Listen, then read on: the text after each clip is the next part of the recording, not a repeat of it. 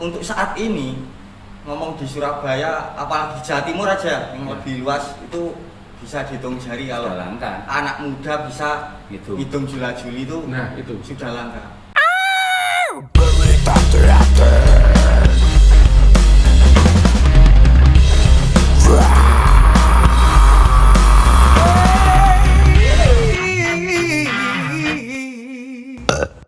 Tiga hal tadi, strukturnya itu tadi ada kidungan, ada remo gitu, cerita. Kan itu jelas kalian harus mempelajari hal lawas, hal yang lama. Ya, kalau pengalaman saya yang kebetulan saya ketika diajak main ludruk itu selalu yang jadi lawak dan pengidung itu tadi. Saya di kidungan sendiri. Ya. Dan itu mungkin kalau nggak dipecuti saya nggak bisa gitu. Dan untuk saat ini ngomong di Surabaya, apalagi Jawa Timur aja yang lebih luas itu bisa dihitung jari. Kalau anak muda bisa hitung Jula-Juli itu, nah itu sudah langka. Kalau yang lainnya sing ngeremo, kalau ngeremo banyak. Sanggar. Oh iya, karena ada sanggar tari itu ya masih ada ya. Mau ribuan masih ada. Kalau mau butuh remo masal puluhan ribu ada berapa. Tapi pengremo yang bisa ngitung ya nggak ada. Nah, itu yang dihitung jari. Makanya tadi perlu dipecut untuk bisa ada itunya ya. Ya itu. Oh man, teman kesulitan dari hal itu kok bisa cuma dikit mas. Padahal itu menarik teman. Mungkin satu, anak muda sekarang berhubungan dengan gamelan itu mungkin agak asing gitu ya. Anak muda zaman sekarang itu. Saya dulu bisa tertarik karena ngajarinya. Bapak ini ngajarinya nggak dengan gamelan, terus dengan gitar, dengan keyboard itu. Pentatonis loh mas. Rodok sesat aku ya. Iya tapi bener. Itu loh konten di miring-miring titik sih, baru mulai rodok miring baru dikenceng mana. Ngajarinya dengan alat-alat modern. Ketika pentas disuruh pakai gamelan. Udah pasti salah toh ini. Saya sudah berkali-kali yang melakukan itu, selalu salah, nggak pernah bener, selalu salah. Tapi ya terus gitu. Akhirnya ya terus berlatih bisa lah lama-lama. Cuma memang harus ada kemauan aja lah. Yang pertama tadi itu karena ngomongin kedekatan sama gamelan, musik itu jauh. Iya. Hal yang lainnya ada. Kalau itu mungkin ngomong di cerita ludruknya sendiri. Ya kalau cerita-cerita yang klasik itu mungkin memang susah untuk dimainkan bagi anak muda zaman sekarang itu. Kesulitannya mas? Karena tidak tertulis. Maksudnya apa? Tidak ada naskah tertulis iya, gitu? Ada. Itu. Tapi kan masih ada penuturnya. Nah, sedangkan penutur itu kalau ini ya mungkin kelemahan sastra lisan ya. Dari satu penutur ke penutur yang lain itu pasti akan ada perbedaan. Nah, itu yang bikin sulit. Karena memang tidak tertulis sehingga sedangkan budaya anak hari ini itu sudah nggak ketemu kan dengan itu. Iya. Itu yang bikin sulit. Makanya saya tuh di kelompok kami kan merombak total dari ludruk itu sudah mulai pakai teks misalnya, pakai naskah. Walaupun nanti waktu pentasnya itu juga nggak sama dengan naskah. Cuma buat pegangan. Cuman buat pegangan aja naskah itu. Tapi paling nggak ada itunya. Buat petanya. Memasukkan ke gitu ya. Iya. Walaupun nanti waktu pentas juga nggak sama dengan naskah. Dan itu nggak apa-apa. Ya nggak apa-apa, sah di ludruk itu. Sah. Oh gitu ya. Iya. Se-fleksibel itu juga. Fleksibel ya. ludruk. Nah kalau ikut kelompok ludruk konvensional itu apalagi istilahnya tanggap teropan gitu ya. Teropan. Jadi ya datang gini, nanti main ya, kamu jadi ini, keluarnya di adegan ini, kamu ketemu ini. Cuma gitu aja. Sementara gambaran tokohnya bagi saya itu nggak tahu seperti apa, nggak tahu. Pernah ikut sampai? Sering. Saya diajak, ini pengalaman serius. Teropan itu main ludruk tanggapan gitu ya. Ikut grup ludruk ya, gitu ya. aja konvensional gitu. datang jam 8 malam. Ya. Langsung make up saya. Naiknya jam 3, naik panggung ini jam 3. Late dari jam 8 sampai jam 3 ngapain? Main kartu set lumayan kok mau tambah-tambah. Itunya nggak kuat saya kalau ikut teropan itu. Tapi kan dari jam 8 sampai jam 3 itu memantik chemistry tuh, Mas. Istilahnya. Ya apik nah. Ya temen kita. Ya itu salah satunya. Metodenya kan spell, istilahnya kalau orang ludruk itu sepelan kan. Ya. Sepelan. Jadi kadang-kadang sutradara hanya yang seperti yang dibilangkan tadi menuangkan ya, penuangan cerita atau menuangkan cerita. Nanti baru antar pemain itu biasanya sepelan. Jadi yang ngalamin gitu. Iya gitu. Sepelan gitu. Kadang nggak niat main, niat nonton aja disuruh main.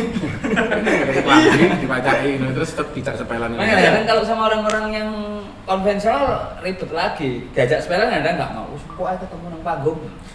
Lho ki sik domong ki apa tapi, Mas? Nah, kok ketemu nang panggung. Bang ndukur panggung mendem. Wah. Di ndukur panggung mendem. Waduh. Aduh. Tapi nggak sih anak muda nggak ada kayak gitu. Nggak ada. Ya. Masih disiplin ya? Oh iya ya. Ya, Di bawah ada sepelan, ada itu dan sebagainya atau iya masih tetap. Bahkan kalau yang generasi kan sudah pakai ini naskah, pakai teks kan. Walaupun nanti ya itu tetap dibongkar juga. sesuai kesepakatan mereka yang main Ya. pada itu ya. Antik lucu gitu. Iya, kata antik itu. Ya berbeda ya, memang berbeda dengan Ngombe sih. kayak ketoprak gitu. Saya juga pernah ikut ketoprak, itu memang ya walaupun tanpa teks, walaupun tanpa naskah ya, tapi mereka punya ukuran yang jelas. Ketoprak itu punya dramatik yang jelas menurut saya dibanding ludruk. Dramatiknya jelas sekali. Kentongan itu sebagai kode kan. Ya, keprak. Kentongan berarti ya adegan ini harus segera diselesaikan atau Udah di dapat pose. Nah, gitu. Itu kan jelas. Kalau menurut saya ketoprak masih disiplin dibandingkan ludruk. Barang lu begitu sendiri ya. Itu sangat fleksibel ya. Iya. Masih sore gitu ya terus. Kalau masih sore gitu, terus. kelihatan masih sore rada segini. Kodenya cuma gini sama gini. Gini itu adalah Berarti harus dipanjangkan. Harus ngomong sembarang kali gini. Mau sudah dengar adzan subuh ngaji-ngaji itu? ini. Intinya. Itu wes. Kayak futsal. Ada futsal itu. Futsal. Ya banding ngono ya, malah ya. Oke. Kembali ke kegiatan anak-anak muda di sekolah kan. Di sekolah sendiri kalau ngomongin pementasan, porsi ludruk dengan porsi pementasan modern seberapa jauh bedanya? Sebenarnya kalau ngomong ya yang perbedaan secara mendasar ya mungkin itu ya, kalau yang tradisi sama yang modern. Kalau yang modern lebih pada teks Ya. gitu kan. Lebih pada teks, ada naskah yang baku yang harus dipenuhi, yang harus ditaati gitu kan. Kitab sucinya orang teater gitu kan, naskah gitu katanya. Disiplin sama itu. Tapi saya kan ikut alirannya Mas Eko tuh kan. Yang tidak pernah menganggap naskah sebagai kitab suci. Tapi sering juga Mas pementasan non ludruk, non tradisional untuk anak-anak muda di sekolah sendiri gitu. Maksudnya untuk ludruk. Di sekolah. Ada juga. Memang salah satu materi di kami ada teater tradisi juga. Masuk ke kurikulum misalnya itu ya. Iya. Ada teater tradisi.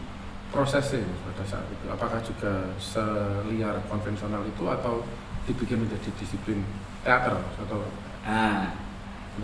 kita pendekatannya pakai disiplin teater ya, pakai teks, pakai itu. Tapi nanti setelah sudah pegang teks gitu, ayo coba dibongkar teksnya. Jadi disiplin dulu baru nanti dilepaskan, diliarkan. Itu metodenya. Seberapa sukses selama ini metode itu dipakai?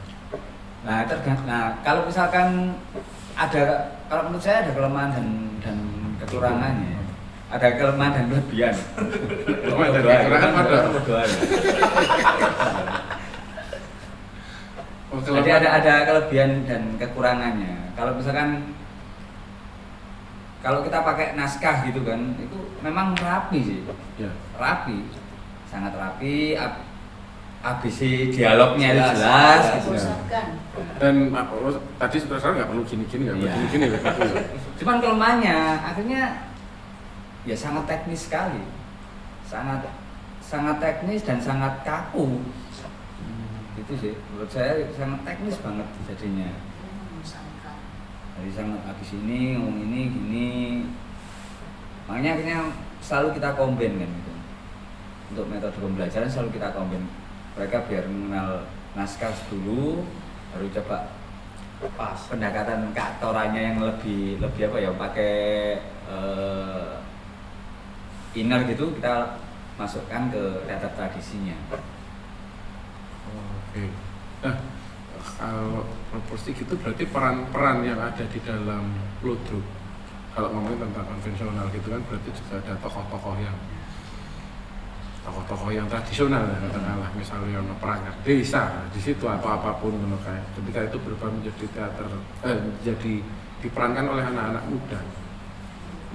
Dan mereka nggak mengenal itu tuh mas. Ya. Makanya kadang-kadang cerita itu sudah kita bongkar menyesuaikan dengan kondisi hari ini sudah. Misalnya. Ya kita nggak pakai lakon-lakon atau cerita-cerita yang konvensional, nggak pakai cerita pakem konvensional gitu. Diambil ceritanya tok gitu, enggak juga? Enggak juga. Harus lepas. Paton ada Sebenarnya dan gini, remonya kalau ada. kita ngomong lagi boleh roto serius ngomong gitu ya. Nah kalau ngomongin cita-cita yang konvensional itu sebenarnya kan politis sebenarnya. Kalau menurut saya pribadi itu politis. Wah kadoan, bener kadoan. Iya benar. Makanya saya ngomong ibu ya. Iya, kadoan. Bener. Sangat Sepanik, politis Mas. cita-cita itu. Ya, kebutuhan ngono ki soalnya zaman itu ya. Masih itu. Makanya sekarang diganti. Iya sebenarnya jadi padahal sebelum era orangnya itu ya sebelah itu ludruk itu sudah sangat kalau menurut saya secara pribadi ludruk itu sudah sangat kontemporer di zamannya. Makanya pun sekarang harus mengikuti. Akhirnya ketika itu diseragamkan semua pakai pola cerita yang seperti ini, cerita kepahlawanan Pendekar-pendekaran. dalam rangka politis sebenarnya kalau menurut saya penyeragaman Betul. gitu. Oke. Lalu kembali ke teman-teman yang sekolah di situ proses pemeranan dan sebagainya. Nah, tetap ada nggak sih penolakan dari anak-anak teman-teman SMA? Walaupun itu menarik sekali ya karena disfasilitasi oleh pemerintah dan sebagainya gitu. Tapi tetap ada juga nggak sih yang menolak? Nggak usah, kesana nggak melok-melok. Lucu kan, teater tradisional dan sebagainya. Gitu. Sebenarnya kalau penolakan enggak ya. Kalau ngomong penolakan juga enggak. Cuman kalau ada yang enggak interest, ada itu ya ada. Cuman bukan berarti menolak enggak saya enggak mau itu enggak. Nggak se ekstrim itu. Enggak ada sih penolakan. Cuma memilih ikut yang lain aja gitu misalnya. Di Surabaya itu sebenarnya sudah sangat difasilitasi ya. Di Jawa Timur sendiri juga ada paguyuban pecinta seni tradisi. Itu se-Jawa Timur juga ada. Tua-tua lagi. Enggak, itu yang kalau itu sudah Itu generasi. pelajar. Oh pelajar itu? Iya, Pelajar. Ikut dulu. Di Jawa Timur ada. Ikut. Kegiatan juga Mas. Ya pertunjukan. Lomba. Kayak parade gitu. Parade, festival gitu itu ada. Antar sekolah. Kalau di Surabaya itu dulu tiap tahun itu ada festival ludruk remaja. Ya gitu. Itu tiap tahun ada. Festival Ludruk Remaja itu antar SMA berarti ya? Enggak. Oh dibatasi Usia usia 25 tahun. SD boleh, SMP boleh, bebas. Dan itu yang ikut juga dari anak SD sampai mahasiswa itu ada. kelompok terserah. Terserah. Entah Ada yang dari itu sekolah. bebas, kelompok di Bebas. luar juga dan banyak yang ikut. Mas. Banyak. Pemenangnya Mas. Kalau boleh. Nah, yang Ya. menang. Kadang pemenangnya itu Ini namanya ada juri ya kayak Iwan. Oh, ada cerita salah cerita. Iya udah kan. Kan dikit gitu Mas. Menangnya Mas nek ngono. masih menangnya piye? Memang potensial untuk menjadi melanjutkan seni. Ya, kadang-kadang makanya arahnya kita, targetnya kita mengadakan festival itu sebenarnya dari peserta kan sudah bisa kelihatan, oh ini yang bisa dicomot nih, bisa masuk ke itu nanti dari peserta festival itu dicomoti masuk ke kelompok-kelompok yang sudah ada gitu kan. Untuk jadi? Ya, untuk jadi pemain ludruk. Oh gitu. Gitu. Oh memang mencari bibit-bibit bakat-bakat di situ ya. Nah, Dan itu sudah berjalan di sana. sudah berjalan. Karena kan periodik itu tiap minggu ada pertunjukan. Pertunjukan itu kan ada tiap minggu sekarang. Pergantian kepengurusan pemerintahan pun juga itu nggak mempengaruhi itu. Nggak mengaruhi, hanya COVID yang bisa. Ya covid. COVID yang Tapi bisa. ya iya. Selain itu nggak ada, tetap berjalan karena itu apik dan programnya gitu aja. Iya. Oke. Ini COVID selesai sudah mulai Ada lagi. ada lagi. Sudah pada siap-siap buat pentas lagi. Sudah berjalan ini. Itu malah udah berjalan. Ini kesini nih nggak jawaban juga ini. Itu ini mau bolos. Demi lagi Pak Eko, demi lagi. Untuk memajukan kita perlu pengorbanan. Pulang ke sana pasti punya referensi baru, terusnya gitu. PR gitu. Oke, terakhir mungkin pesan buat yang nonton berita teater, seni tradisi pada saat ini dan sebagainya. Silahkan. Mungkin gini ya, khusus untuk penonton berita teater gitu. Selama ini mungkin saya juga beberapa kali mengikuti berita teater. Nah ini mungkin yang perlu di jauh-jauh sebelumnya, dulu kan selalu ada kotak-kotak tentang teater tradisi dan modern. Iya. Wah. Nah mulai hari ini menurut saya sudahlah, kita nggak usah pakai istilah tradisi dan modern. Padahal teater modern yang kita pakai hari ini tuh sangat tradisi di sana sudah. Deso misalnya. Iya. Di sini kita ngomong teater modern, teater Yunani sudah klasik, sudah nggak ada sudah katanya. Kok masih mengkotak-kotakkan teater modern dan teater tradisi gitu, maksud saya gitu. Mungkin ya sudah waktunya, mungkin kalau ada yang katanya akademisi teater ini ya, mungkin harus punya formula baru atau istilah baru lah untuk mengatakan teater tradisi dan modern. Teater modern yang dibahas Stanislavski, desa ngono sangat tradisi di sana. Apa bedanya kan gitu? Sama kita ngomongin tentang Cak. Waduh kemarin ya itu ya, waduh itu ya. Cak Sabari. Iya. Cak Sabari. Padahal itu juga sama kalau kita ngomongin Cak Sabari pada saat era itu ya. Iya, Ngomongin sama. saat era itu. Oh doa ya. Sabari, Cak Kartolo. Nah, dengan Mas, ada yang mau disampaikan? Kalau saya yang penting subscribe aja.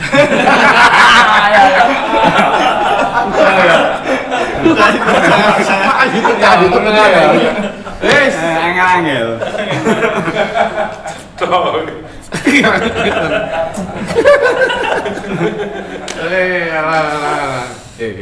Terima kasih Mas Ageng matur nuwun Siap, sekali. siap. Ini kalau saya itu tadi dipeseni harus ada kata-kata yang Surabaya banget, tapi aku nggak bisa. Aku orang Jogja, sampean sing orang Surabaya. Nek Jogja wagu ya ngomong jancuk Wah, wagu. banget. Gak bisa ngomong ngono, gak bisa ngomong jancuk. Sumpah kata. Yes. Sah. Terima kasih penonton Berita Teater, kita ketemu di Berita Teater episode berikutnya. Terima kasih Mas Asir, Mas Gung. Nggih. Ketemu di lain kesempatan. Oke. Arang sedaya.